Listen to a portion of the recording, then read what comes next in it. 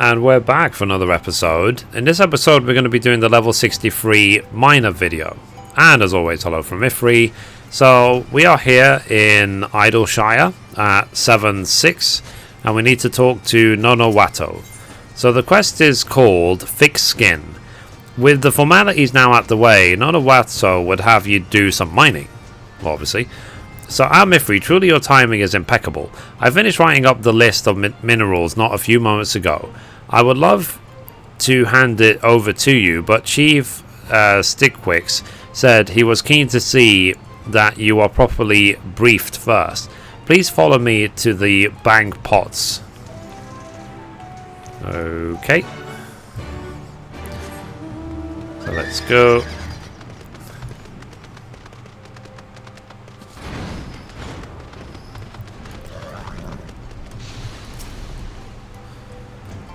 So, you have my thanks for coming. Regrettably, it is not the best of times. Pray wait a moment. Or mayhap you, as an outsider, would be best suited to solve this conundrum. I know this is not quite what we request your services for, but would you mind granting us your succor, old girl? Originally, I had planned to ask you mine minerals required for the construction of the Gobbrawler's armor. However, work has come to a screeching halt thanks to Stritstrim and Fostja deciding that their time would be better served arguing.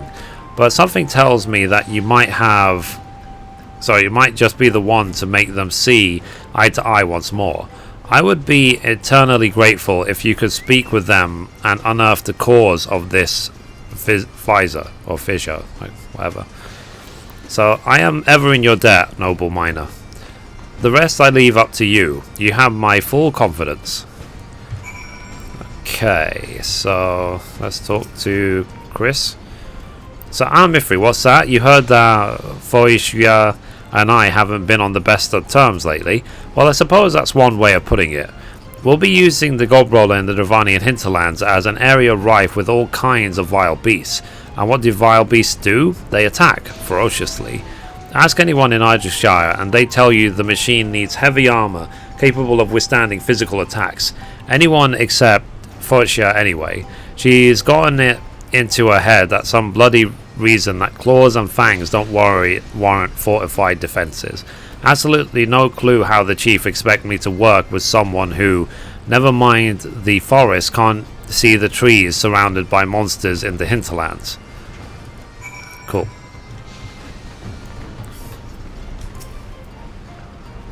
So if you're here about a certain quarrel, then you may as well just leave now. I would not expect a miner to understand the complexity of armor design.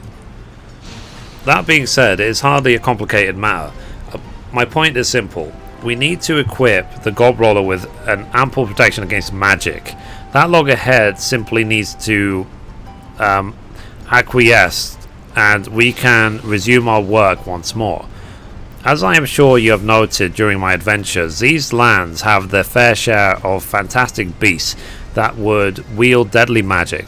This is precisely why I am of the mind that we need to ensure our machine is protected against such threats. How can he think otherwise?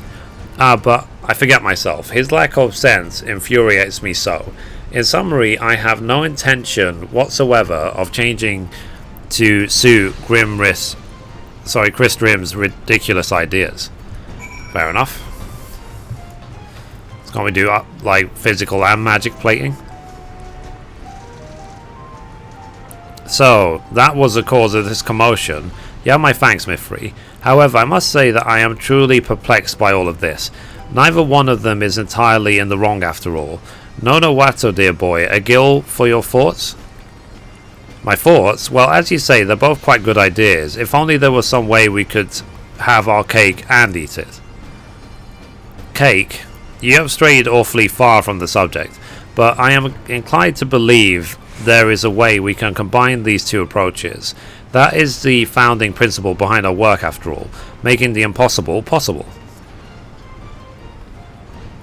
So, Mithrie, would it trouble you to mine some beggar's mithril ore for me? 3 chunks or so should be enough. as to what we actually need it for, well, let's save that surprise for your triumphant return. According to Charlian records, Beggar's Mithril ore can be found in the fringes of Garabania. Best of luck. Huh. So, interesting, interesting.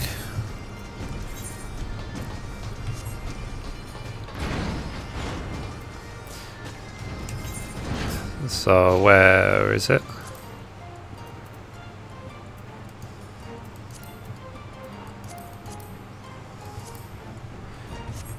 I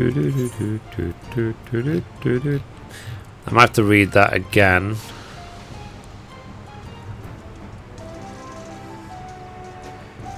You've heard, la la la. From the Stripped Hills in Garabania. Stripped Hills. Okay. So let's teleport to the fringes and let's see if we can find it.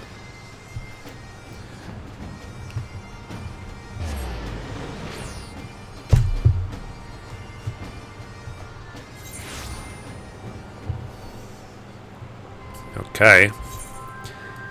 Stripped Hills. Stripped Hills. Okay, that way. So we have quite a distance ahead of us. Now, a lot of people have been asking me about, you know, you're new to crafting, new to gathering. What should you do first? You know, should you do gathering first? Should you do crafting first? And I would say 100% it depends on your budget and how good you are at making money while doing the crafting. If you do it right and you take your time, in theory you should never lose money if you do crafting only. You know, like, you can get away with it, but it is a lot of work, whereas gathering is nearly complete total profit, if you know what I mean. So it's up to you how you fare in it, sort of thing.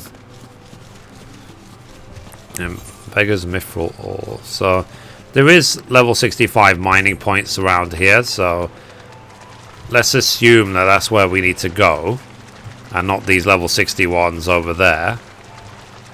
Okay, here's the Striped Hills. So let's see, 70 yards to the southeast. Not good enough. Let's go further in. One day I will fly over this area. One day. But again, you have to be careful because remember, as a gatherer, you have such low health. Most of these mobs in this area, even at my level, they can almost one-shot you. Because I have 2,000 health. Okay. So I think this is the right place. There it is. Okay. Oh, but what's important, which I just saw, you actually have to gather high qualities as well.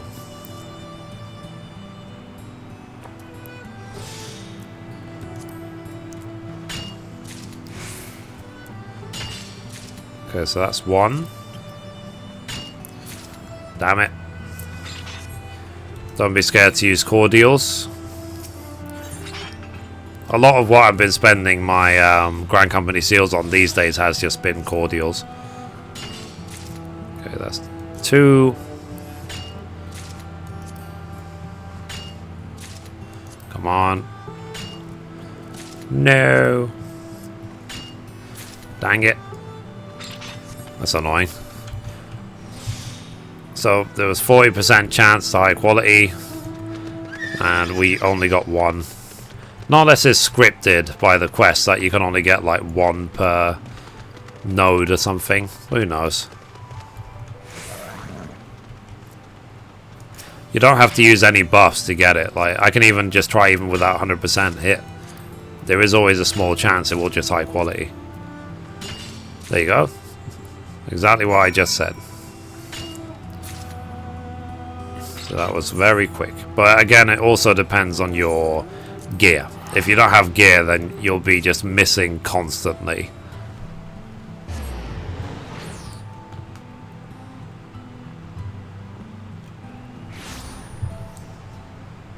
Okay, so let's do this.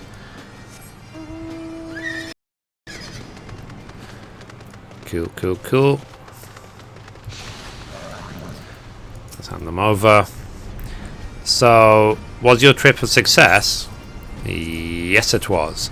So, low ethereal conductivity than regular mithril makes this a poor substitute for the precious green metal. A less low ethereal conductivity is what you require.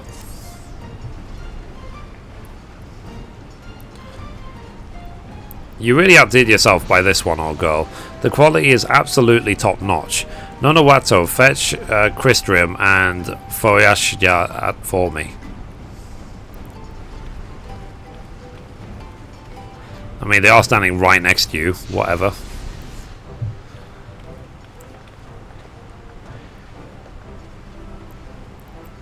So, Chief, would you mind explaining just why Foyashya's here as well? I figured you were well aware of the bad blood between us.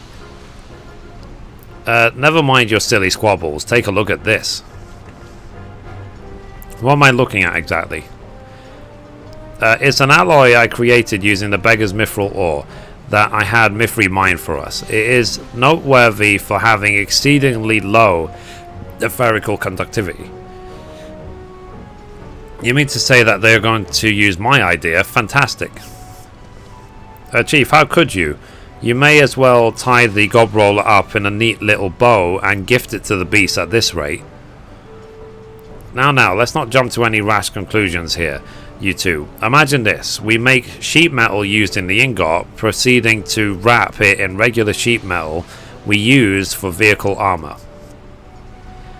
That's all very well and good as an idea, but in practice that's going to weigh the vehicle down to no end. I would not be so sure. If you combine your skills, there is no reason that the impossible need remains so. Slacking the two types of metal to create a new kind of armor, one which fulfills all our needs, is something I imagine you two are quite capable of doing. Would you not agree, Mithrie? Yeehaw! Huh. So I can tell you now we are going to need to do more than just jam two bits of metal together. Creating armor that is resistant to all kind of attacks, whilst also being of a manageable weight and size, well, it's much easier said than done. We could try wielding the two types of sheet metal together, although we'd still need to figure out a way of reducing the thickness of the armor to a single sheet. Sorry, doesn't it look like we'll have much time for fighting with this on our plate, eh? Doesn't look quite that much time.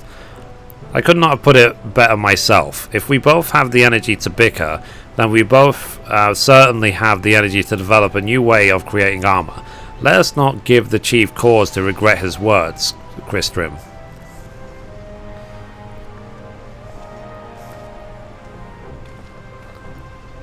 So by the gods, it worked. Chief, you're brilliant.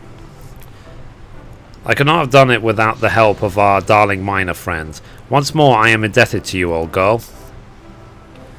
You have my thanks as well. Pray join me outside so that we may review today's developments and discuss your future schedule. Oakley dokley. So let's go, let's sprint. Keep forgetting that my binding for my gatherers is slightly different. Let's talk to him. So you did amazing work today, Mithrie. Allow me to thank you once more. However, I do also feel rather obligated to apologize for asking so much of you. I don't imagine you'd expected to have to mediate between our workers when you accepted this job. I'd love to say this was the first time such a quarrel has erupted between those two, but that's neither here nor there. Enjoy some well-earned rest and seek me once you feel ready for your next job. Cool. So let's get that job done. So, in breaking new ground as a miner, you have learned Unearth Free. So anyway guys, that's it for this episode. Thank you for watching, and as always, goodbye from me and goodbye from Mithrie. Bye guys.